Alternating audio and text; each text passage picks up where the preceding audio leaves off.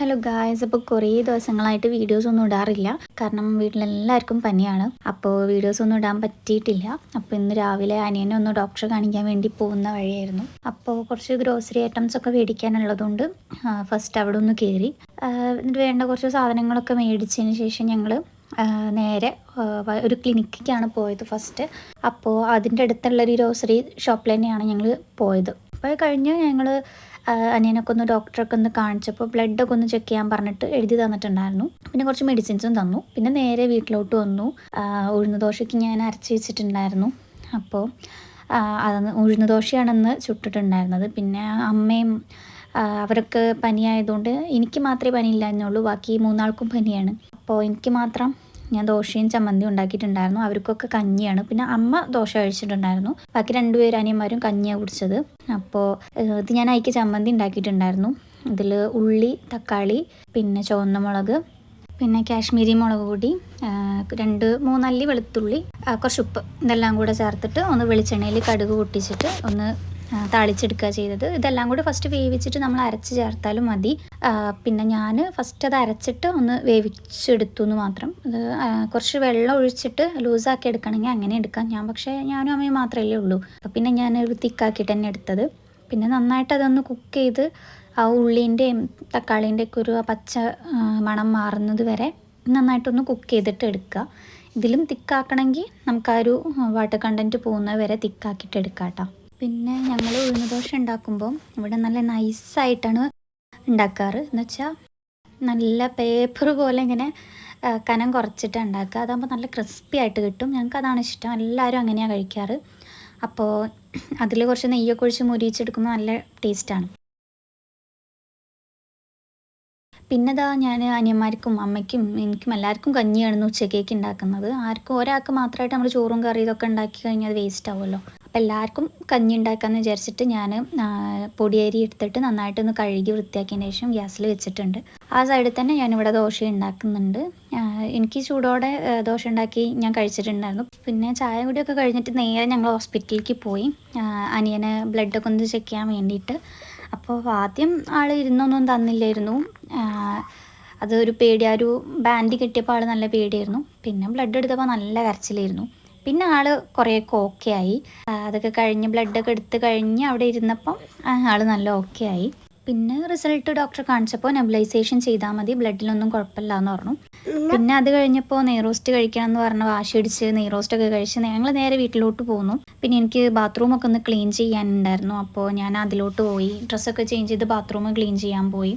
പിന്നെ ഇത് അമ്മ പനി വരുന്നതിൻ്റെ മുന്നേ എടുത്തു വെച്ചിട്ടുള്ള കുറച്ച് വീഡിയോസ് ആയിരുന്നു, പച്ചക്കറി കീപ്പ് ചെയ്യുന്നതിൻ്റെ. എന്നുവെച്ചാൽ നമുക്ക് കേട് കൂടാണ്ട് കുറേ ഇരിക്കാൻ പറ്റും. ഈ ക്യാരറ്റും ഇതൊക്കെ നമ്മൾ കൊണ്ടുവന്നിട്ട് കവറിൽ വെച്ചിട്ട് മറന്നുപോയി.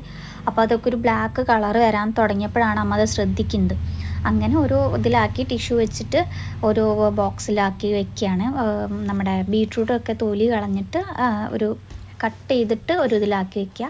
അതേപോലെ തന്നെ നമ്മൾ പ്ലാസ്റ്റിക് റാപ്പ് വെച്ചിട്ട് ചുറ്റി വെക്കുക. അതായത് മാങ്ങ, ക്യാപ്സിക്കം, അങ്ങനത്തെ ഇപ്പോൾ മുറിച്ച മാങ്ങയും അങ്ങനെ എല്ലാം ഇതൊക്കെ നമ്മൾ റാപ്പ് വെച്ചിട്ട് എന്ത് ചെയ്യുക, റാപ്പ് ചെയ്തിട്ട് വെക്കുകയാണെങ്കിൽ കേട് വരാണ്ടിരിക്കും. പിന്നെ ഈ ബീട്രൂട്ട്, ക്യാരറ്റൊക്കെ അമ്മ ഫ്രീസറിലാണ് വെക്കുന്നത്. കാരണം ഇപ്പോൾ ക്യാരറ്റും ബീട്രൂട്ടൊക്കെ ഞാനും അമ്മയും മാത്രമേ കഴിക്കുള്ളൂ, 2 അനിയന്മാരും കഴിക്കില്ല. അപ്പോൾ ഫസ്റ്റ് ഇപ്പോൾ മുരിങ്ങൻ്റെ ഇല, മത്തൻ്റെ ഇല, അങ്ങനെ കുറച്ച് ഇലകളൊക്കെ അവിടെ ഇരിക്കുന്നുണ്ട്. അതൊക്കെ ഫസ്റ്റ് എടുത്തിട്ട് പിന്നെ ഈ പച്ചക്കറിയൊക്കെ ഉപ്പേരി വെക്കാമെന്നാണ് വിചാരിക്കുന്നത്. അപ്പോൾ ഇത് ഫ്രീസറിലോട്ട് വെക്കുകയാണ്. കുറച്ച് ലേറ്റായിട്ട് ഉണ്ടാക്കുകയാണെങ്കിലും പച്ചക്കറിക്ക് ഒരു കേടും വരില്ല. താഴത്ത് വെക്കുകയാണെന്നുണ്ടെങ്കിൽ അതിൻ്റേതായിട്ടുള്ള കുഴപ്പങ്ങൾ വരുമല്ലോ. അപ്പോൾ അതുകൊണ്ട് ഫ്രീസറിലാണ് അമ്മ വെക്കാറ്.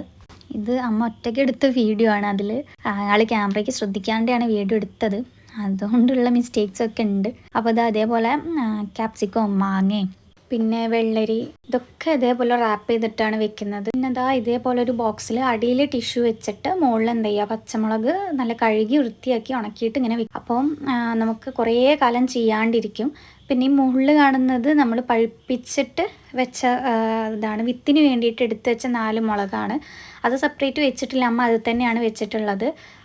നമുക്ക് പെട്ടെന്ന് കിട്ടണമെങ്കിൽ ആ മുളകിൻ്റെ പാത്രത്തിൽ തന്നെ നോക്കിക്കഴിഞ്ഞാൽ നമുക്ക് അത് നടുന്ന നേരത്ത് നമുക്ക് ബുദ്ധിമുട്ടില്ലല്ലോ, തിരയണ്ട. അപ്പോൾ അത് തന്നെയാണ് വെച്ചിട്ടുള്ളത്. എന്നിട്ട് അതിൻ്റെ മുകളിൽ ഒരു ടിഷ്യൂ പേപ്പർ, 2 ടിഷ്യൂ പേപ്പർ വെച്ചിട്ട് എന്ത് ചെയ്യും, എന്താ പറയുക, അടച്ച് വെക്കുകയാണ് ചെയ്യുക. അതിൻ്റെ അടിയിലും നമ്മൾ ടിഷ്യൂ പേപ്പർ വെച്ചിട്ടുണ്ട്. അതിൽ ഈർപ്പം നിൽക്കാനുള്ള ഒരു ഇതും നമ്മളവിടെ കൊടുക്കുന്നില്ല. അതുകൊണ്ട് തന്നെ അത് വാടാനോ അല്ലെങ്കിൽ ചെയ്യാനോ ഒന്നും നിൽക്കില്ല. പിന്നെ ഇതാ മുരിങ്ങാക്കായ ഇതേപോലെ പാർട്സ് ആക്കിയിട്ട് കട്ട് ചെയ്യേണ്ടവർക്ക് കട്ട് ചെയ്യുക.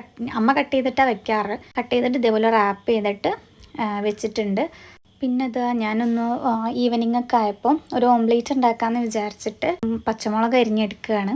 ഇത് സാധാ ഒരു ഓംലേറ്റ് അല്ല, കുറച്ച് വെജീസ് ആഡ് ചെയ്തിട്ടാണ് ഞാൻ ഇന്ന് ഉണ്ടാക്കുന്നത് കേട്ടോ. അതിൽ കുറച്ച് ഉള്ളി, പച്ചമുളക്, ക്യാപ്സിക്കം, അതുപോലെ മുരിങ്ങയുടെ ഇല ചെറുതായിട്ട് അരിഞ്ഞിട്ടോ അരിയാണ്ടേ ചേർക്കാം. പക്ഷേ നമ്മൾ ഓംലേറ്റിന് കുറച്ച് വേവല്ലേ വേണ്ടുള്ളൂ. അപ്പോൾ ഈ ഇല ഒന്ന് കുക്കാവണമെന്നുണ്ടെങ്കിൽ ചെറുതാക്കി അരിഞ്ഞു കഴിഞ്ഞാൽ പെട്ടെന്ന് കുക്കായി കിട്ടും.